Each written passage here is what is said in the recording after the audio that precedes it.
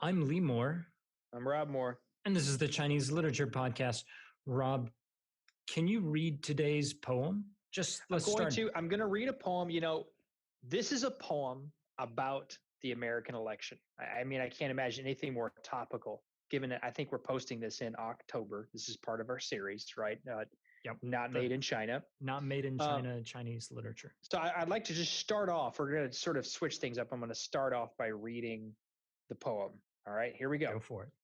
The Democratic Party starts promoting its platform. Just wait, you folks, until we come to power. We'll stimulate business and benefit labor. We're first in line to protect American trade. We're going to price gold by the standard of silver. Our policy is to make two metals one. Then each and every family that farms our land will increase its yield by 100 bushels. And what's more, no one in the great USA is going to let foreigners push us around anymore. Those yellow folks came from some faraway place, but we've shut the door on them. Yes, we'll drive them all out. We won't let those vermin pollute our land. Would anyone sleep in the same room with a Chinaman? Our party's just the same as the loaves of sweet Jesus because we can fill the bellies of thousands of people. As soon as the government gets into our hands, you won't wait long to see some results. But the Republicans curse the Democratic Party. This talk is nothing but a pile of hogwash. All right, Lee. Wow, Rob, I didn't know that, Chinese writers were producing poems about the 2020 election. Dun, dun. Wow, Lee. And I know this is a shock to you since you definitely don't see this coming. It's not like you helped plan the podcast or anything. This poem is not about the 2020 election, Lee. Wait a second. Hang on. This poem has stuff about racism. It has stuff about China being an important part of the election. It's about benefiting protection. American labor, and the other people don't care. We even have this rhetoric calling Chinese vermin, which that has to be about this. This poem has to be about the 2020 election. Even Jesus and his sweet loaves make an appearance. This has to. I mean, this seems like it's drawn from the 2020 election. How could it? If this is not the 2020 election, which election could it be from? Your feigned shock is it's very convincing. This is the 1884 election. The 1884 election? You mean the one with Grover Cleveland, the governor of New York, and versus James Blaine? The very same, Lee. You're right, Rob. This is me feigning ignorance and not doing a very good job of it. Because ordinarily you do a really good job being ignorant. So I was really surprised that today it sounds different. This is a poem by Huang Zunxian in the 1884 election. Huang Zunxian is a pretty fascinating figure. He actually, along with Liang Qichao, helped revolutionize Chinese poetry in the late Qing. When a lot of folks who study Chinese literature study poetical revolutions in China, they think of Wenyi Duo or Hu Shi, and those are both part of the May 4th movement. But actually, even before the May 4th movement, that's the May 4th movement of 1919, there was actually a sort of revolution of Chinese poetry that occurred in the 1890s, the early part of the 20th century. And the two figures who led that were Liang Qichao, who is very famous, Huang Zunxian, who's less famous, but he wrote this poem. This poem is written in 1884. It's about that election. Huang Zunxian had worked as a diplomat. First, he went to Japan. He actually wrote quite a bit of poetry on Japan. And then I think in the early 1880s, he was made the first consul of China to San Francisco. And so he has this series of election poems about the 1884 election that are fascinating, right, Rob? Very much so. So I think this poem is fascinating not only because it's a Chinese diplomat in 1884 who is observing an American election. So you have a Qing official observing an American election, which I don't know this, but this may be the first time that someone writing poetry has actually talked about an American election. but it's also fascinating because so much of the rhetoric that we see in this poem about foreigners, about the kind of unhealthiness that foreigners bring with them, particularly Chinese people, so much of that rhetoric still echoes in today's American political scene. Well, yeah, and that's why we started off reading the poem, is Yeah, because I mean, there's a couple of terms that obviously betray it's the fact that it's quite old, but the reference, particularly the reference to gold and silver, that's something that right, doesn't animate American politics. Although there, even today, there is a sector of the, I would say, the American right that is particularly fascinated with gold standard and things like that. So right, but even at the there, same it's time, too, not that that. what I was going to say, one of the things that's also interesting though is, and on top of that though, is it starts out by talking about the Democratic Party.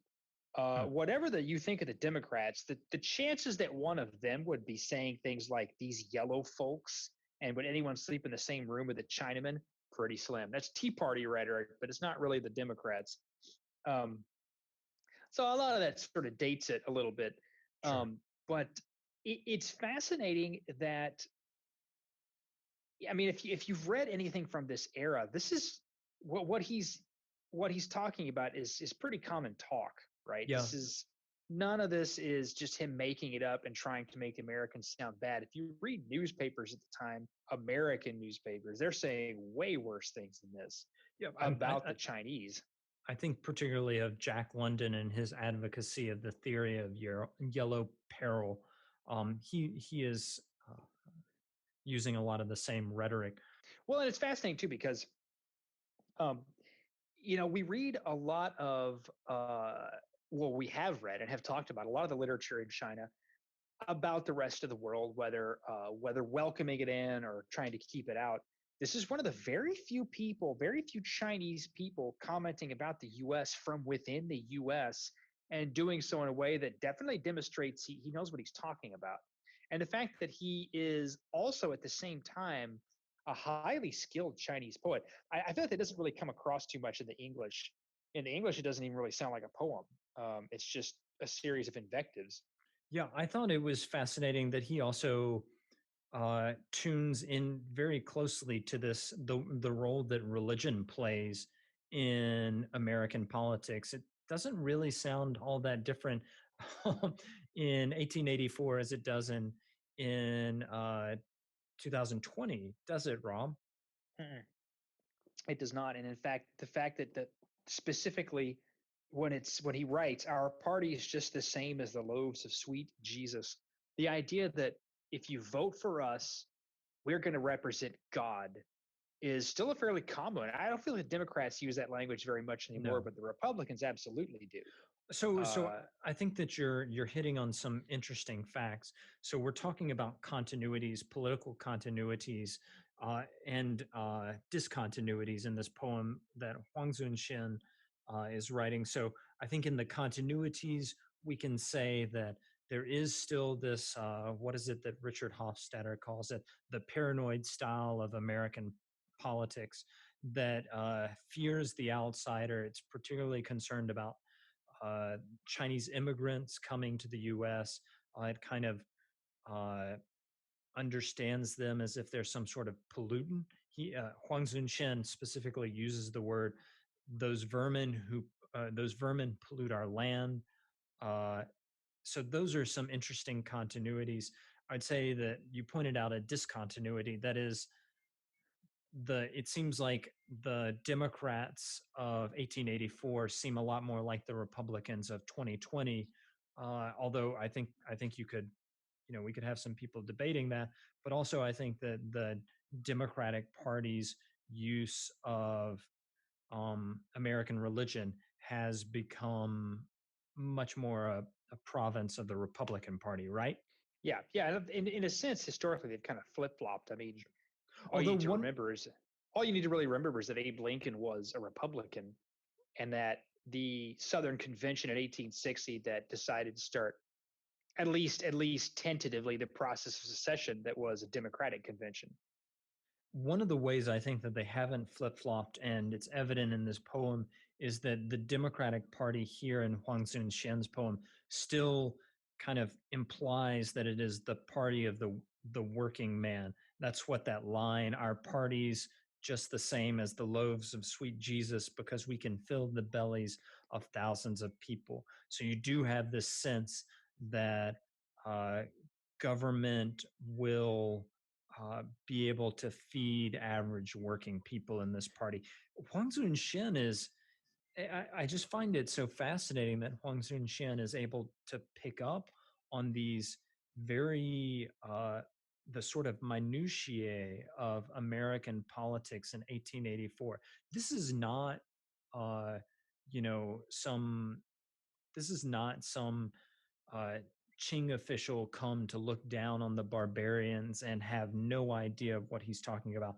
Huang Zunxian is a real keen observer of. Although to be fair, although I should jump in here, and to be fair, American electoral politics have never been subtle, and even in the 19th century, the sheer volume of invective that was used makes it you don't really have to be that astute to pick up what people are talking about.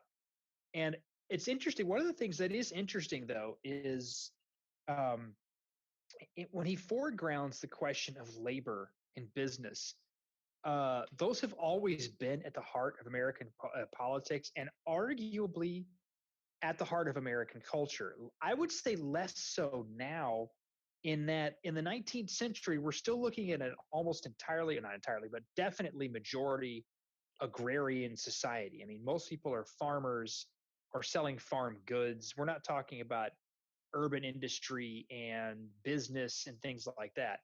Um, and so there's still this notion that, yeah, you can stimulate business, but business and labor both have to be included. And So I think that's always been sort of a trait of at least traditional American culture is no matter how big business gets, the working man still has to be benefited. So, Rob, I want to push back against something you said earlier. Uh, Yeah. you mentioned that you you think American politics has never been subtle and it's always been fairly easy to kind of get what's going on. I would say that Huang Zunxian. So I want to point out to the listener that this is just one of about 8 poems that he wrote in a cycle, a poetic cycle about the American election. Uh, and it's fascinating, I think, because I feel like Huang Zunxian's understanding of American politics in 1884 is more sophisticated than a lot of the understandings of American politics that I see today in Chinese newspapers. I'll say that. Although, yes, in the state-run newspapers, perhaps, but there's a lot of astute observation going on social media. I remember, for example, thinking about the last election cycle, the Republican one of the Republican quote unquote debates, which was a total farce. That's the one where you have Trump assuring everyone that he's very well endowed, stuff like that, Hey, Rob, and a lot of yeah. we don't discuss politics. Oh, I forgot about that. That's okay. We'll cut that. Except we're doing that right now. Anyway, but a lot of so there were Chinese official. I don't remember what exactly who they were affiliated with. They might have been affiliated with one of the state organs. Anyway, was trawling the debates and was writing things like, "Yes, Americans, tell us how great democracy is. Tell us all about it," because clearly what we're looking at is a total circus. Anyway, so there are people paying attention. I think the idea that Huang Zhenxian was definitely astute, and now people are just like, I don't know, not necessarily true. All right. Maybe. I mean, at least when I read contemporary uh, papers, contemporary papers on American politics coming out of Chinese organs, I tend to think it's not a super interesting or super sophisticated analysis of Of course, American. to be fair, since we're debating a little bit here, Huang Zhenxian isn't particularly interesting. It's interesting in the sense that No, for that era, the idea that a Qing official could catch some of this that's interesting, but the level of analysis is not interesting to me because he's simply saying something that you could pick up pretty easily if you had access to some of the newspapers. Mm, I disagree. I think it is interesting. I think he's able to kind of articulate a lot of fascinating parts of American politics, and this isn't just in the poem that we're reading, which we're reading poem number two. We're getting this from a book called "Within the Human Realm: The Poetry of Huang Zunshan." That's by J.D. Schmidt. That's Schmidt, and it's one of the most fascinating books on Huang Zunshan out there, and there's not actually that much on Huang Zunshan, which is kind of disappointing. Huang Zunshan is a figure that needs to be discussed a bit more. Yeah. Anyway, I see a lot of historical interest. I'm going to have to disagree though on the idea that saying that we're going to give you lots of money and make sure you're well fed is a subtle piece of analysis. It definitely shows that Huang Junqian knows what Americans are talking about, but there's not necessarily a lot of analysis happening with that. Well, I mean, to be fair, it is a poem. He's not setting out to do analysis. He is critiquing American. He's critiquing American democracy, right? Well, he is. The one thing I will say about it stylistically that is interesting is it's written as a quote, right? So this is what they are saying, and that he's kind of lampooning the tone of it, which, like I say, at least shows that he's reading the newspapers. Um, and that's interesting to do as a poem. Although I have to say, one of the things that's tricky about this poem for me is in the English, as I said before, it does not sound at all like a poem. It does sound like he's lampooning a kind of political rhetoric, and clearly he knows what they're saying. But it doesn't feel like a poem. I'm not, like you say, I'm not even sure what is gained by putting it into poetic form. Yeah, I don't really know. I think that so as I mentioned earlier, Huang Zunshan is part of this effort to revitalize Chinese poetry. And the way that Huang Zunshan does it is he takes a completely classical kind of understanding of the form of Chinese poetry. That is, he's using these super old uh, formats of Chinese poetry, and he's following the meter that was set out, several thousand or at least 1,000 years before. And what he does is he talks about things that are completely out of the box in terms of you would never discuss this kind of politics in Chinese poem before Huang Zunshan. Huang Zunshan discusses all kinds of things. He discusses the Eiffel Tower. He has a poem on the Eiffel Tower. He has a poem on. He has several poems on museums, and so he's putting these modern topics and framing them in a Chinese poetic form. And so I think the thing that makes it interesting, and this is what's not coming across in the English version that we're reading, is that he is using this classical Chinese poetic form to discuss something that's utterly modern. Uh, and that is both not coming across in our English translation, but also I think that that would have made it thoroughly interesting for Chinese readers back home who are trying to understand this world that they're living in. You've got the late Qing, where, I mean, this poem is written in 1884. So you've got the Qing Empire struggling. They've gone into two opium wars. I think they're about to have a war with France at this point.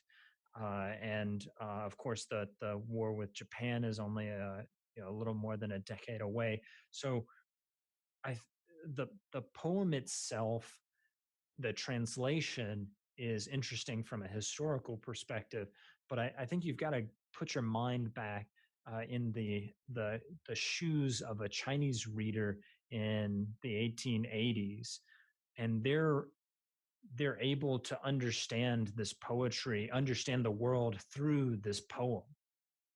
That's what's so powerful about Yeah, that's an interesting addition to the canon for sure. it. Liang Qichao. So we mentioned that Huang Zunshan and Liang Qichao both tried to revolutionize poetry in the late Qing. Uh, Liang Qichao would try and do a bit more to change the form. Huang Zunxian largely stuck to the classical Chinese form, which is what we see in this poem. Rob, how about it? Anything else? I will say that it was interesting for me. The interest in this is purely historical because uh, you know it's the classic Yogi Bear, right? The more things change, the more they stay the same. So the idea that because there's so many people looking at the current political climate and going, I can't believe this things are this way. Well, at least a little over 120 some odd years ago, 30 years ago, 100, there was a yeah. Chinese diplomat who could probably contradict you and go, nope, no, it's not really all that different, which in a way is even sadder, right? I mean, no, things are maybe not that different than they were 140 years ago, but then the fact that they're not that different than they were 140 years ago is kind of disturbing. I think that's a good place to leave it, Rob. I'm Lee Moore, I'm Rob Moore. and this is the Chinese Literature Podcast.